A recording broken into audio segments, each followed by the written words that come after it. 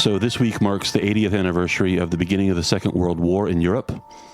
I say in Europe because there are academics and historians who make the case that the Second World War actually started in Asia with the conflict between China and Japan. But the timeline for the war in Europe is clear, and the leaders from a number of countries are gathering here in Poland this week for a series of events commemorating what took place at Westerplatte on September 1st, 1939, and that is... the story of what happened that day is the subject of this episode of KrakCast Short Histories. Now, Westerplatte is actually like a small finger of land, kind of a peninsula, where the Martwa Wisła, which is kind of like called the Dead Wisła, connects to the Baltic Sea. It's where the port of Gdańsk is. It's a short distance away from the historic old town of that city.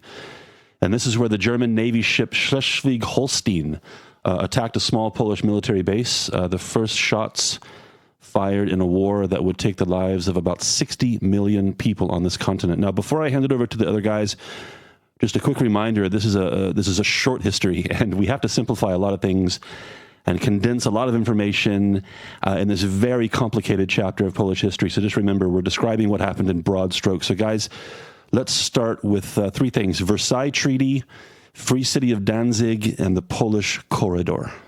Well, the Free City of Danzig was first established under Napoleon, right, when he conquered Prussia for 7 years. So at Versailles, when they were trying to come up with a compromise, because it was so overwhelmingly ethnic German, and the Germans were going to be humiliated if Poland took one of their jewels, some clever dick came up with the idea of bringing back the Free City of Danzig, or something like that, Michael, wasn't it? Pretty much, yeah. It was a compromise that made nobody happy. Yeah. And it's an important point to stress that Danzig, present-day Gdańsk, was a 98% German city. This was a German city that was actually flirting with Germany for quite a while, wanting to be kind of reunited in a sense. No, they basically considered themselves a German city, a German area. And the idea of being like a city-state for the people living there at the time was, was foreign. There was a small Polish garrison. It was kind of like an ammunition camp, actually. Ammunition, not camp, but depot. Arsenal on Westerplatte, which was kind of approved. I hate that word. Approved by the League of Nations in the 1920s. And it was limited to 87 soldiers. Oh, very small, almost a token presence, really, right next to the Free City of. It's only 60 hectares. It's like that's nothing. So. This German Navy warship comes into port on what is supposed to be like a courtesy call. This is what Navy ships do. They travel the world. They come into ports. Supposed to be just a kind of a high neighbor kind of visit, but it didn't turn out that way. The high was a little more boom boom than expected. Yeah, they came in several weeks earlier, and they actually the Dreadnought, the battleship, first dropped anchor just about like 150 meters away from Westerplatte, just looking them straight in the eye. Later, they went upstream to what was a more effective position for bombing the post. But their original plans were actually to attack on the 26th of August, not the 1st of August.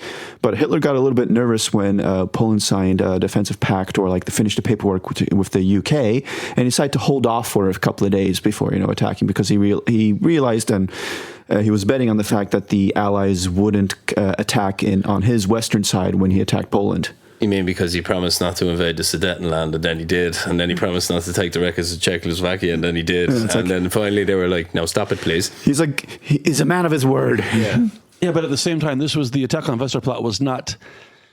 Okay, it was a surprise, but at the same time, it was completely unexpected given the geopolitical situation. It was as inevitable as anything. The people of Poland have been screaming at the top of their lungs for the last decade about Hitler. I mean, this was inevitable, and I mean, to any extent that they were able to be, they were ready to fight, and they did fight, as we shall see. But, the Nazi war machine at that stage hadn't suffered any serious blows. It was in perfect condition. Well, this comes after, and it had been warmed up by, already rolling into Austria. This comes after, not only that, the remilitarization of the Rhineland, the Anschluss with Austria, the invasion of the Sudetenland. So Germany has this established aggressive foreign policy towards its neighbors, expansionist foreign policy. And again, it was just a matter of when, not if. Would it be fair to say it was the most devastating war machine ever built up by any human actor in history. That's what Poland faced that day. And they knew it was coming too. It's like Polish intelligence and basically diplomats. They all knew that the war was going to start. They just didn't know exactly when, how, and how big it was going to be. And in Westerplatte, which apparently originally was only supposed to have 80-some people stationed there just before the war started, they got in more people there, and it was just a little bit over 200. They like tripled the manpower there. And, you know, even though the attack was somewhat of a surprise, and even though it was a small garrison there in Westerplatte, the Polish soldiers held out longer than anyone could reasonably expect them to do. No, this is true. It's like it was actually during the beginning of the war, since everybody thought it would drop in a day or two. The fact that they lasted more than a week at the beginning of the war on like Polish radio broadcast, it became just like a staple. Oh, and by the way, Westerplatte broni się jeszcze, as in Westerplatte is still defending. It was kind of like almost a throwaway statement just to like kind of an FU to the Germans and kind of a morale boost to the Poles. It's like, yeah, they still haven't even gotten Westerplatte down. There was no even question of relief. It was certain death. It just was how long it was going to take. I mean, there were some historians that say that the major there, Major Sucharski, was actually informed that, no, we won't be able to send in any relief or anything like that. Though others said that they were expecting relief within 2-3 days. So, you know, there's a little bit of a like mixed history at this point. But they knew that if they weren't going to survive a couple of days, then they wouldn't survive at all. Now, there is a monument there as well. There should be. Obviously, we expect to be a monument to be in a place like this. And we always talk about Westerplatte as the beginning of the war. And again, you can make a very strong case for that. But in fact, Dr. Mike, a lot of people don't know that Westerplatte is probably the most familiar of a number of events that took place in the early morning hours of September 1st, 1939, that kind of get overlooked because of Westerplatte's notoriety. I mean, there were attacks all over the country. It's just they were supposed to start at 5 a.m., but they actually started like at 4:45. Westerplatte was supposed to be the big first like major attack, but there were bombs being dropped on airfields and on bridges all along the borderland. And actually, the Germans kind of said that the Poles attacked first by what was called the Gliwice incident. It was a radio antenna in Gliwice, which is now part of Poland, but back then was in Germany. What the Germans did is they basically got a bunch of convicts and prisoners, put them in Polish and German military attire, shot them and threw them all around there and said, like, look, the Poles attacked our outpost here. This is why we're going to attack. You know, this happened like the day before. But before and by the beginning of September, they had already started dropping bombs and attacking. But yes, Westerplatte was like is the one that's considered historically the starting point, the first place when the German battleship dropped its first. Launched its. It's the first major incident of World War II. It was firepower. I mean, a Navy ship is involved, and the reason, of course, and it triggered the Allied entry into the war, which is massive. Well, but if we can get into some alternate history here, let's say in some alternate history, the German Navy warship, didn't make the trip or wasn't, it stalled in the middle of the Baltic Sea. One of these other incidents that often gets overlooked that night, that could have served as the pretext that Hitler was looking for to justify an attack on Poland. The whole idea was to generate some manufactured conflict that would say, look, we're under attack by the Poles, so we are heading east. Right? Yeah, except everybody knew what was going on anyway, so false flag or not, didn't really matter. The thing you're mistaken here is they're not like unreporting the Battle of the Border. That's what it's known as by historians. It's just that people have a tendency to say, what was the first major action of World War II? And, that's the one they tend to point to. And you have to remember, like, Hitler wanted to march into Danzig and, like, we've reclaimed our German, our brothers are back together with us. He was very welcome, let's be clear. Yeah. It was a den of Nazis right through the 30s. You have to remember, when they attacked Westerplatte, you actually had the police forces from Danzig joining in with the Kriegsmarine and the Wehrmacht. They were just, because they assumed that they would literally drop a few bombs on there, a few artillery shells, and walk in. The police there actually said, yeah, it'll be about 10 minutes. It took a week. It took 8 days, But what's interesting, because even the Polish soldiers there, they thought they'd be able to defend it for about a day or two max. There are some historians that say they only had enough ammunition and supplies to last for 6 to 12 hours. The truth is they had supplies to last for a lot longer. That's where they were to last longer. And then you had Major Sucharski, who was told that maybe he won't get back up, do what you think is right. They held off the first day of attack, which, the Kriegsmarine, they thought they'd walk in. They didn't expect any type of defensive fortifications, anything like that. Then the battleship dropped even more artillery shells that lasted for an hour, I think from 8:50 to 9:50.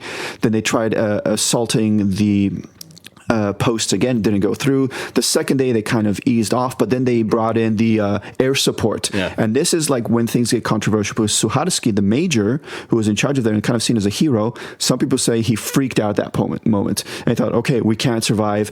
And he wanted to put up a white flag. Some people said he even did put up a white flag, but his XO, Captain Domborovsky, said like, we are not giving up. And it'd be fair to say, we mentioned we should clarify that we said a few times at the start about 87 troops and all. Sukarski saw the writing on the wall. He'd been preparing for a big battle. Like he had about 240, and he'd along those lines, a lot of machine gun nests were the main way that they pinned the Germans down. Yeah, but absolutely heroic action. I've seen it compared to the Battle of Thermopylae. It's that type of.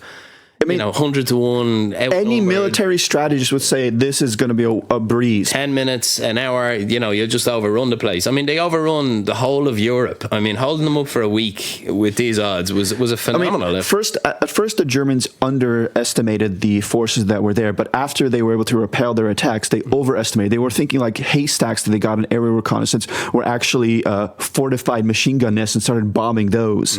And then they brought in more force to bear. And a lot of people say, like, because so many forces were being committed to get Westerplatte, they won't be able to go and attack in other regions of Poland, or, they didn't feel that corridor to have ships and supplies come in could be safe. So a lot of people say that this helped slow down the advance into Poland and up to Warsaw. Do you think that thing is true about the General Eberhard was so impressed that he let Sukarski keep his ceremonial saber when he caught him? Well, that's true. There are apparently photos, but it was taken from him later on anyway. It's a huge sign of military respect, though. Defeated enemy, let him keep his side weapon. They actually let him dress up in his dress uniform for that. So Westerplatte was kind of the trigger, in a sense, that kind of that Hitler wanted or was looking for to kind of start the larger, broader invasion of Poland with their blitzkrieg tactics, lightning war tactics. They were here in Krakow just 5 days later on September 6th, 1939, although it took another 5 weeks, 6 weeks altogether, but it took another 5 weeks before the Polish army was formally defeated. So the Polish army, against all odds, just like on Westerplatte, lasted 6 weeks against this Nazi war machine. Unlike some countries we could mention, France, which had more resources, better soldiers, and better equipment. The whole thing. Yeah, but we should really make the point as well of how fresh the army was. It was an incredible effort. It really was. The Westerplatte became basically a symbol of, it's like the Alamo in the U.S. culture right now. Everybody was screaming out Westerplatte when it came to defending the nation, when it came to uprisings, when it just came to building up patriotic pride. It's a huge symbol. Just want to mention a side note to all this. All this takes place in an interesting and really complicated chapter of Polish history. That is after Versailles and up until the beginning of the Second World War, when you had, again, the Free City of Danzig and the Polish Corridor, which was a strip of land designed to give Poland access to the Baltic Sea. The Free City of Danzig, again, 98% German, was physically cut off from the rest of Germany, right? Which is just begging for problems. This is kind of something, looking back, we should have foreseen in the aftermath of the First World War, that they were creating new problems by having this German ethnic enclave, physically separated from Germany. But interesting, I didn't know this. I find it fascinating that Gdynia, the city of Gdynia, was built as Poland's port on the Baltic. Of course, it existed before then, small fishing village, kind of a health resort. But, the Germans had their Danzig or Gdańsk. The Poles, 20 kilometers down the road, maybe not even that, have their Gdynia. And today we think about it as the same city, but these were two very different cities in different countries. Competing against each other. Yeah. And it worked too. They took, that became the major maritime port in the area. They drove Danzig down. And there was also, I believe, a lot of redistribution of the German-speaking population. It cleared out as a region, and then slowly the Polish filtered back in, is it? Yeah, that's true. There was actually a huge movement of population after World War II. This mainly had to do with the fact that the borders were moved west. Poland lost a huge amount of territory in the east, what was Belarus, the Ukraine and stuff like that, but they gained a little bit of territory in the west, so we're talking the Danzig, that area, all the way up to the Odra River, Silesia, so what was Gliwice, where the incident happened, that became Poland, and over 300 kilometers, Wrocław, Breslau back then, that became all Polish territory, exactly. And the Germans living there were basically expelled or given the choice to leave. which is still a bit of a hot button issue right now. But like when you lose a war, you lose a war. Well, that's the thing. This is definitely one of the forgotten chapters of the whole war. When I don't know exactly how many, but we're talking about, but it's millions of people who were forcibly relocated west. Huge cultural, social, political implications. But as you say, people are not really ready to be too sympathetic to the Germans in the immediate aftermath of the war. You go over and kill. Say that again. You go over and kill, a fifth or a quarter of the population of a nation, and then you get a little peeved when you're asked to move. Chaos, you could also make the case these were civilians. These were not, Nazi. The Nazis were foreigners. They invaded Germany, took over. Let's be clear. They were relocated, not massacred, John. So, they were treated very humanely compared to the treatment their SS colleagues. What happened in Eastern Poland with Poles getting moved around, those Poles, some of them went to what became Western Poland, but a lot of them just kind of disappeared, if you know what I mean. But it is a good point, John. You always do like to play devil's advocate, and you're right. It's one of the less focused upon periods of World War II is the post-World War II reconstruction, what it meant for the mass movement of if I'm not mistaken, though, Dr. Mike, weren't a lot of the Poles who were resettled there the ones who came from the Eastern territories where they were kicked out? A lot of them were, but you have to remember, when the Germans got moved, it was kind of a more organized process. When the Poles got moved from Eastern Poland or Ukraine, Belarus, a lot of them also got sent further east to like Kazakhstan, to Siberia, and just disappeared. There was a lot of ethnic tensions, a lot of brutal things going on in that time after World War II. Well, 80th anniversary this week, commemorating the beginning of the Second World War in Europe, and now you know why every Polish city, large and small, has an Ulica Westerplatte, some kind of commemoration of the events that took place there 80 years ago this week. Isn't it like statistically true most of our listeners come from Poland? I think about 2/3. So some of them must be Polish, so apologies for telling you everything you already know there.